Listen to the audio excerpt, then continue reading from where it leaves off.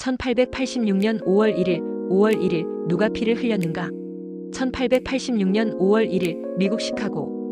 산업화의 상징처럼 빽빽한 굴뚝들 사이로 8만 명의 노동자와 가족들이 거리로 쏟아져 나왔습니다. 그들의 구호는 단순했습니다. 8시간은 일하고 8시간은 쉬고 8시간은 내가 살겠다. 그것은 인간으로서 최소한의 요구였지만 그날 경찰과 군대는 총을 들었습니다. 발포 명령. 비무장 행렬은 무너지며 피를 흘렸고 거리 위엔 아스팔트보다 먼저 붉어진 노동자의 피가 흘렀습니다. 시카고 데일리 뉴스는 이들을 공산주의자라 불렀고 미국 정부는 폭동으로 규정했습니다.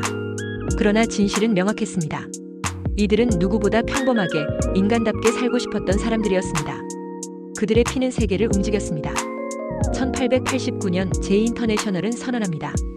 5월 1일을 전 세계 노동자의 날로 정하라. 그날의 외침은 국경을 넘었고 언어를 넘었으며 체제를 넘었습니다.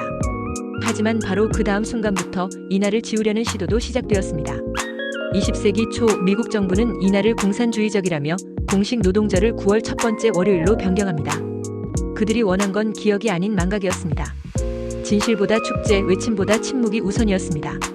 독일에서는 히틀러조차 5월 1일을 공휴일로 지정했습니다. 하지만 그 속을 들여다보면 집회는 감시당했고 노동자들은 통제되었습니다. 나치는 노동자의 날을 인정한 것이 아니라 그들의 구호를 이용했을 뿐이었습니다. 1923년 조선 일제강점기 속에서도 노동자들은 5월 1일을 잊지 않았습니다. 조선노동총동맹은 첫 노동절 행사를 개최했고 일제는 경찰을 투입해 이들을 체포했습니다. 그날 구호를 외치는 것만으로도 구속되던 시대였습니다. 광복 이후에도 5월 1일은 민중의 외침이었습니다. 1946년 대한노총과 전국노련이 각각 노동절 행사를 열었습니다. 그러나 미국 군정은 점점 이를 경계하기 시작했고 국가 권력은 노동이라는 말을 두려워하기 시작했습니다.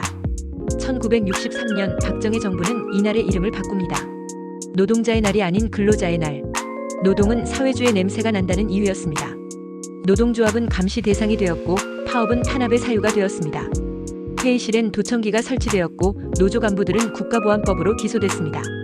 이름은 휴일이었지만 실제로는 그날마저도 숨죽여야 했습니다. 반면 독일 베를린에서는 5월 1일마다 수만 명이 거리로 나옵니다. 최저임금, 실업률, 노동시간을 외치며 단 하루라도 노동자가 주인인 날을 만들기 위해 싸웁니다. 하지만 그마저도 충돌과 탄압을 피해갈 수는 없었습니다. 브라질에서는 군사정권이 노동절 집회에 무장경찰을 투입했고 필리핀의 독재정권은 노동절이라는 말 자체를 금기시했습니다. 노동자가 소리를 낼 수 있는 날은 언제나 가장 위험한 날이었습니다. 그러나 프랑스, 스페인, 이탈리아의 거리에는 여전히 노동자들이 외칩니다. 정년 보장하라. 계약 해지 중단하라. 그 목소리는 끊이지 않았고 법적 권리를 지키기 위한 싸움은 계속되었습니다. 1987년 대한민국 6월 항쟁. 그 거리에서도 외쳐졌습니다. 노동세권 보장하라. 민주주의와 노동권은 함께 외쳐졌고 그날의 함성은 헌법으로 들어갔습니다. 1994년 대한민국은 마침내 5월 1일을 근로자의 날로 법정 유급휴일로 지정합니다. 하지만 이름은 여전히 근로자. 그리고 수많은 노동자들은 여전히 그날 쉬지 못합니다. 건설 현장, 콜센터, 마트, 청소, 배달, 택배. 이들에게 5월 1일은 그냥 또 다른 하루입니다. 아니, 더 바쁜 날이기도 합니다. 노동절 특수, 할인 행사, 고객 대응. 이주 노동자들에게는 아예 의미가 없습니다. 우린 계약서에 휴일이 없어요. 그들이 그렇게 말합니다. 한국을 지탱하는 이름 없는 수많은 손들이 그날도 공장에서, 식당에서, 도로 위에서 땀을 흘리고 있습니다. 언제부터 노동절은 노동자 없는 날이 되었을까요? 노동자는 죽었습니다. 하지만 시스템은 그대로입니다. 2003년 대구 지하철 참사, 2016년 구의역 김군의 죽음, 산재와 과로사, 임금체불. 이 모든 비극의 중심엔 언제나 노동이 있었습니다.